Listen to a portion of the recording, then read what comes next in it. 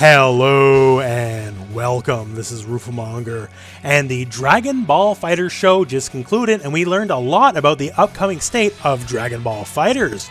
Now, first up, hey, Master Roshi got announced. Also, kind of leaked before that got announced. We'll talk about that in a second. And some of the bigger stuff we know is that there will be a balance patch coming. Now, as for the full details of what that patch will entail, well, I guess we gotta wait for the patch notes, but we did get some hints as to where that might be going. First up and foremost, the one thing that was talked about is specifically assists for characters and how, hey, there are definitely winners and losers when it comes to assists. Some assists are much better than others, right? On one hand, you might have a Bardock B assist, which is fantastic, and then you might have, an Android 16A assist, which was nerfed into a pretty pathetic state, right? So assists seem to be the one focus they're going to be working towards as far as balance is concerned, although there will be more stuff. Damascus very intent on letting you know that, Goku's 2M down medium maybe also might be getting looked at as well. But yes, balance patch is coming, and while they did not state so directly, I would very much expect this to show up with Master Roshi himself. Next as well, besides the balance patch coming up here, and this is a really big one, honestly. I've been covering Dragon Ball FighterZ since the start, and one of the questions I get the most is, hey, are they ever going to do something about rage quitting? And now, yes, finally, years later, they will finally be doing something about rage quitting. Now, the specifics of what the rage quitting penalties will be, we don't know yet. But they said they've been basically gathering some telemetry, gathering some info and all that kind of stuff. And they know who's been rage quitting now. And at some point in the future, rage quitters will get punished in some way, some form. To be determined how, I guess. But hey, finally, that has been heard. That has been answered. And now we just got to see what form the answer will take. Also brought up by Damascus in the stream, hey, the Japanese developers are aware of the very, very, very public outcry for Rollback Netcode for Dragon Ball FighterZ. And they are working on it. Not really any specifics, right? And it was specifically said they're not anywhere being near announcing any kind of Rollback Netcode, but they are very aware how everyone on the planet wants Rollback Netcode for this game we love all so dearly, and we want the online netcode to be the best it can be, which directly is affecting their tournament structure because they're doing regional stuff only because they know the netcode's not where it could be, right? So, at the very least, are we getting Rollback Netcode next patch? No. Almost certainly not, right?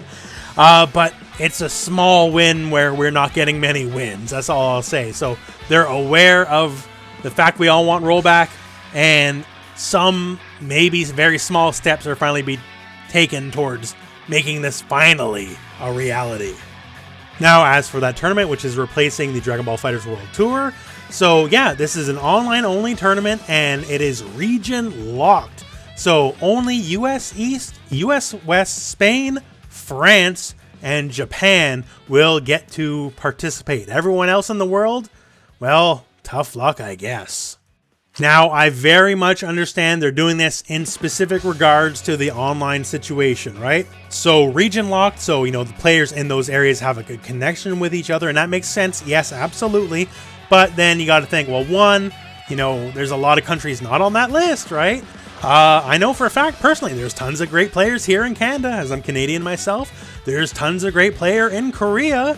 Hell, there's tons of great players in Africa, and Africa's gets snubbed on every fighting game front and has been forever, and that's a damn shame, right?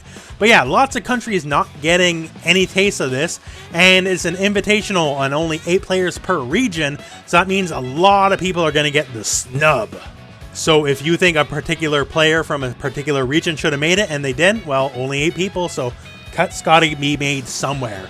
And especially in Japan, that's going to be extra felt because Japan definitely has a lot more than 8 good players, to say the least. Of course, every region does as well, but it's going to be extra felt in Japan. So this will be starting in October and running through to the end of the year. And also during this year, the National Championship, every region will have its own National Champion. During this time, there will be more Dragon Ball FighterZ shows as well, and there'll be more reveals and more news as well, hopefully, because we still got 2 more DLC characters to go through. So those are the big notes. And once again, just to reiterate, we got a balance patch coming. We do know that they know about Rollback Netcode, although we'll see how much that actually means in the future, I guess. Roshi is coming, and we got the new tournament structure. But let's talk about the botch, because honestly, this is the most memorable thing about the stream.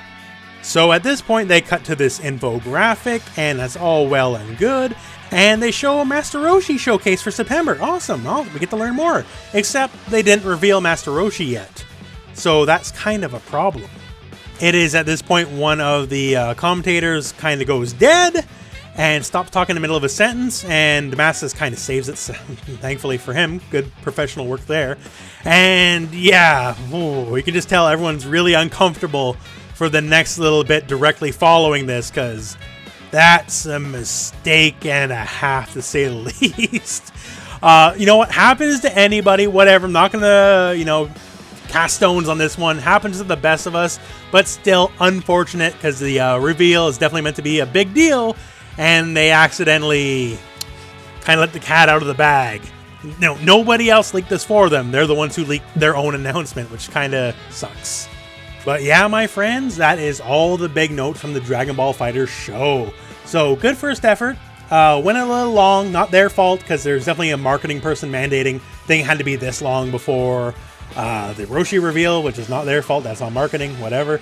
But yeah, we got more of these coming in the future, so I'm looking forward to it. I'm happy there's more front-facing stuff happening in the fighting game community now as well, as we also got more front-facing stuff for Street Fighter V, and I hope this kind of becomes a thing in the greater FGC. We'll see in the future, I guess. But anyways, that is the end of this video. So hey, thank you very much for watching. Hope this video finds you well. Go out and play some Dragon Ball.